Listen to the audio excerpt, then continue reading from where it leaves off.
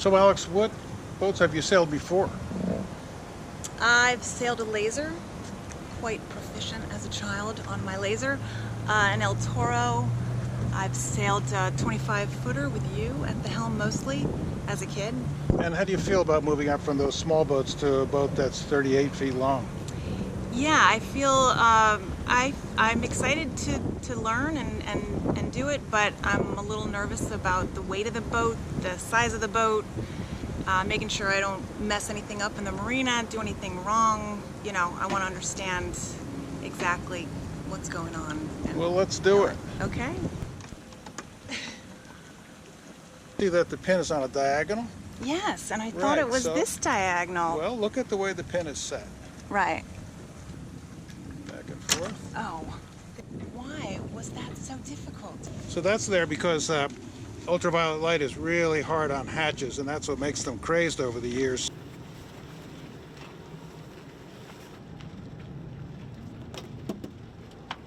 So what if that fell in the water? Yeah, it would have been bad. Probably better to step onto the dock and place it there next time. Oh, really? Well, it's 110 volts. So as you can see, everything on this boat's a little bigger than you're used to, and stronger and heavier, but it all operates the same way, basically, as a laser or even an El Toro dinghy.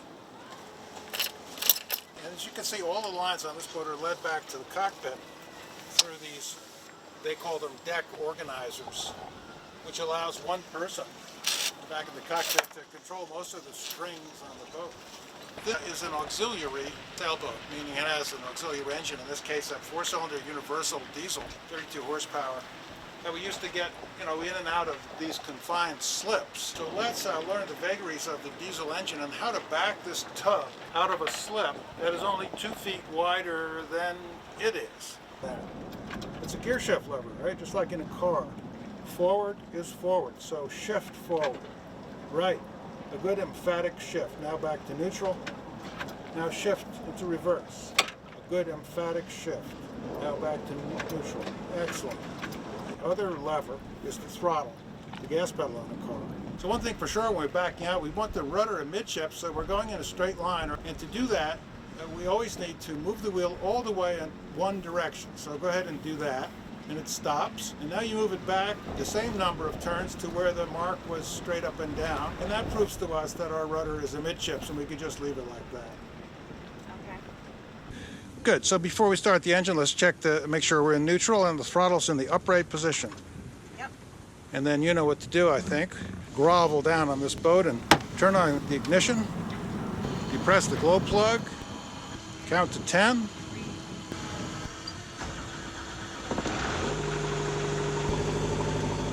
Now, do you remember what the first thing we do is after we start the diesel? I'll tell you what it is. We look back here. Exactly. So the whole trick about backing this boat out is that it probably weighs 18,000 pounds, and so it has momentum, and there isn't much room to turn here in the dock. And there's another factor, and that's called prop wash. So we're 38 feet long, right? And if you look behind you, it's barely 38 feet to the boat behind us, and a 30 or 40 degree turn to get out into the fairway where we want to be. So how do we do that? In reverse, this boat tends to go that way because of the rotation of the propeller. And so turning backwards that way is difficult. Boat doesn't want to do it, but we'll use it to our advantage.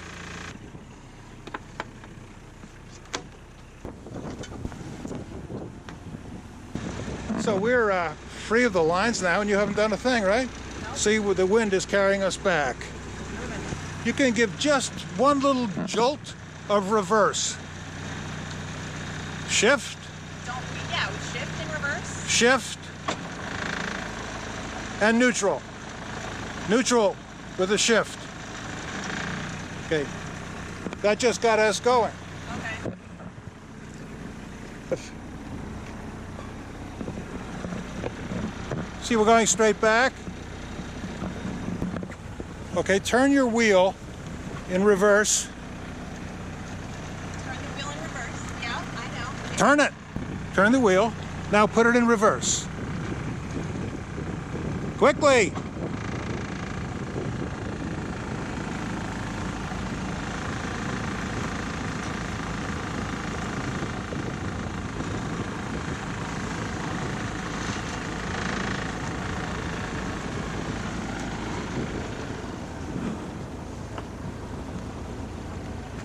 And you know what?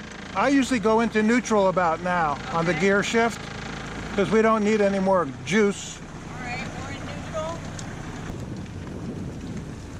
And when you're going in the direction you want to go, shift into forward gear.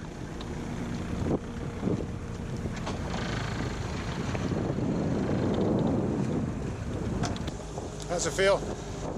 Good. Yeah, a little tricky trying to figure out the wheel. You can turn the wheel faster than that. Now back the other way. Now back the other way. Look at your wake. Wow. Oh, 6.5 knots. Let's try to make a real tight circle and hold on. Going this fast. Okay, ready?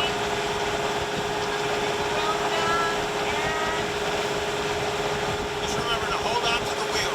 Okay.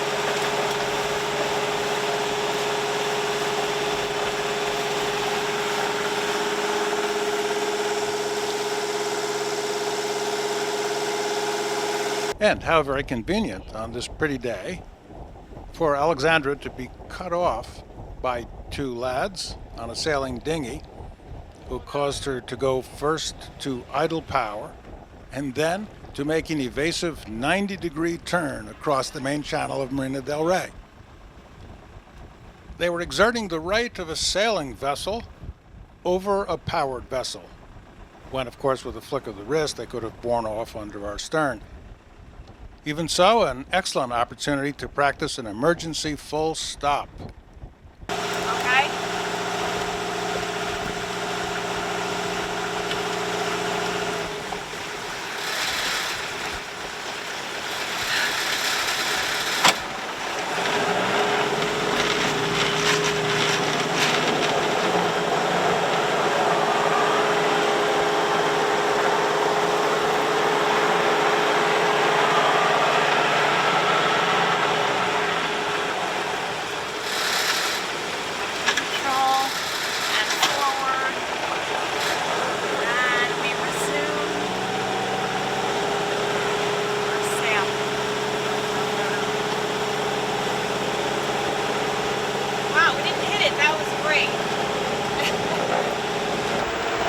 Good. I know that we still have our sail cover on because I think today's a day for familiarity with the diesel.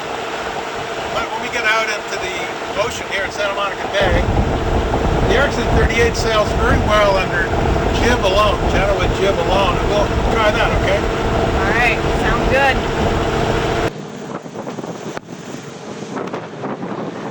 So now to set our genoa jib, we'll use the roller furling that we saw we got on the boat. That drum up on the bow that winds the sail up around the forestay. And so take hold of the roller furler line. That's it. Okay. Now when you grab the genoa sheet, we're going to go onto this tack, right?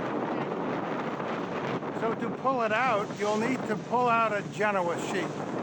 And that will be this genoa sheet here. So walk over behind the helm, take a hold of that, and then walk back to your roller furler sheet. You can do them both at once.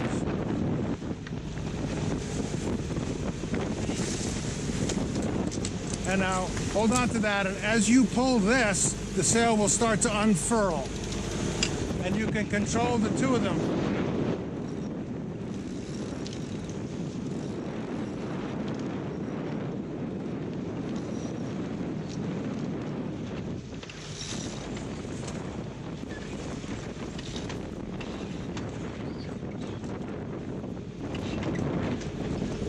That's the spirit. That's about as far as I can go. That's fine. And now? turn now. Yeah. And now 2 more turns are on that winch. And you can crank her in the rest of the way.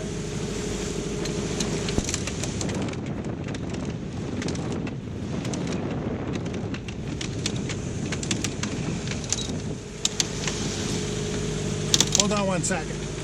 Now, a friendly helmsman can help you by heading up into the wind. Oh, okay. Don't tell anybody. That's good. It will bear off on. Will be a close reach. So we always take the winch handle out immediately we're finished with it and return it to its pocket. So how does it feel compared to a laser? A heck of a lot bigger, that's for sure.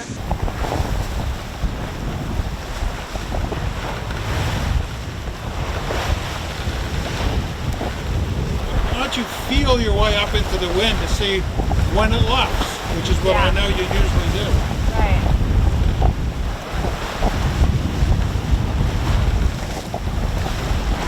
Yeah, right about there. We're a little uncomfortable. Not happy. Here we go. Now what do? You just bring it down until it stops fluffing? Yeah, that feels about the right angle. And do those yarns, those telltales on the genoa mean anything to you? Yeah, I mean, they tell me the direction of the wind. And, that's about it to me. What else do they tell us? What they show is attached flow. When they are streaming, that means you have attached flow. When they stand up straight and wiggle, that means that you've screwed up big time. Really? So using them, alter your course subtly so that they only stream, they don't stand up.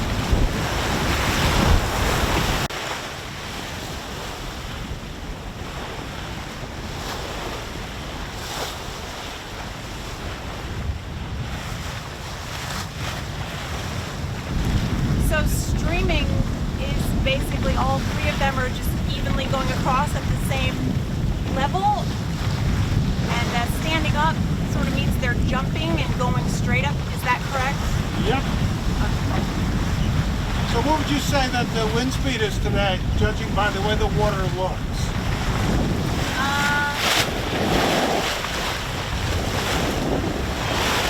I'd say it's blowing about 15. I see some white caps.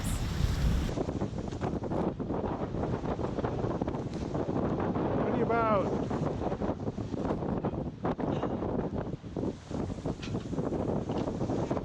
Did you take out all the slack? Okay. Good. Heartily.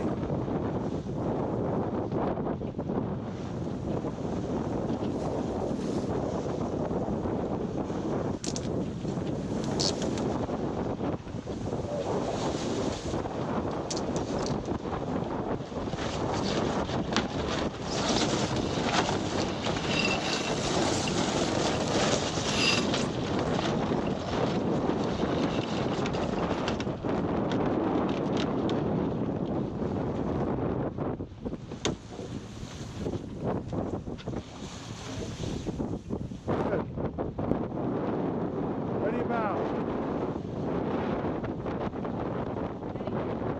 Heartily.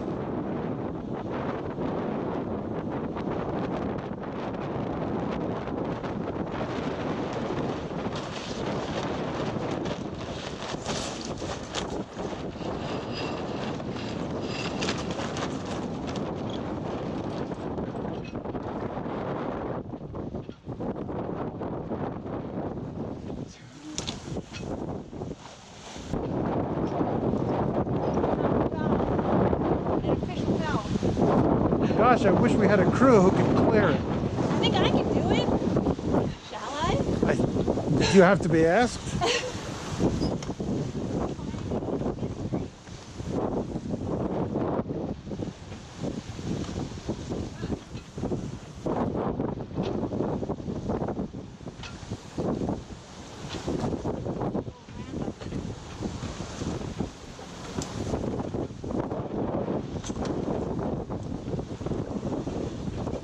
That's the spirit. A good crew never leaves any slack in anything. So do you feel like your head is full of stuff? Well, a little bit, but not the end of the world. I mean, the engine stuff is a little, you know, tricky, but it's in there. I think I may have retained about 85%. Well, that's an 85. That's a B+. Pretty good.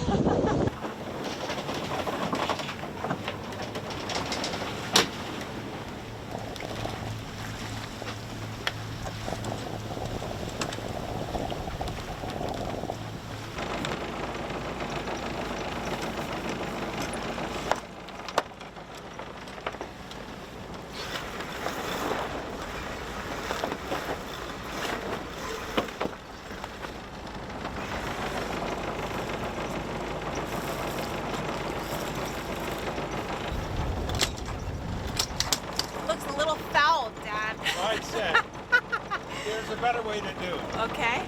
And is he gonna... Wow, that is a lot of work. Yeah, it's just a technique thing. So the idea is you keep some tension. Like we've always said, tension on the lines is always a big problem. And what happened was we let all tension off on the general sheet. And it just wobbled its way out.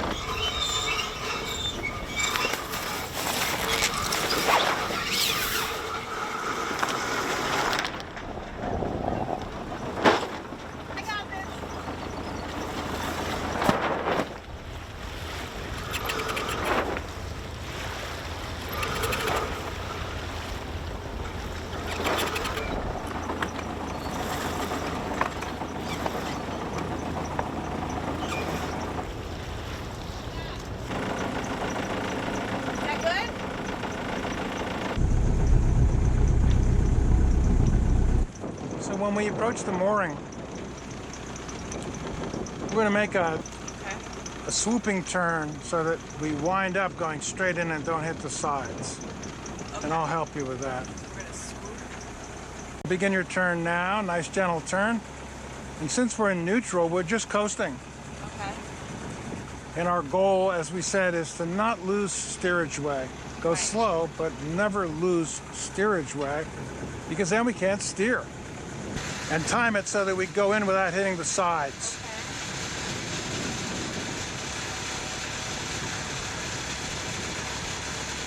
And whenever you want to stop, you can always use reverse.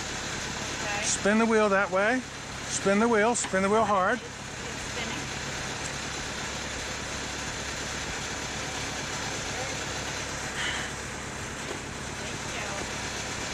Thank you. And then to stop our forward progress, you always have reverse.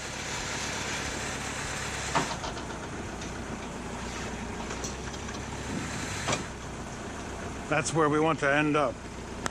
My goodness. And that's where we are. Wow. Great job. What did you mean when you said that I was yelling at you before you had time to process the information? What does that mean? I think it just means that with a lot of practice, you can move a lot faster and do these things with more confidence. So that's another way of saying yelling at somebody doesn't do any good? Yeah, especially when they're a total learner, when they're a student. It takes a minute to process the information.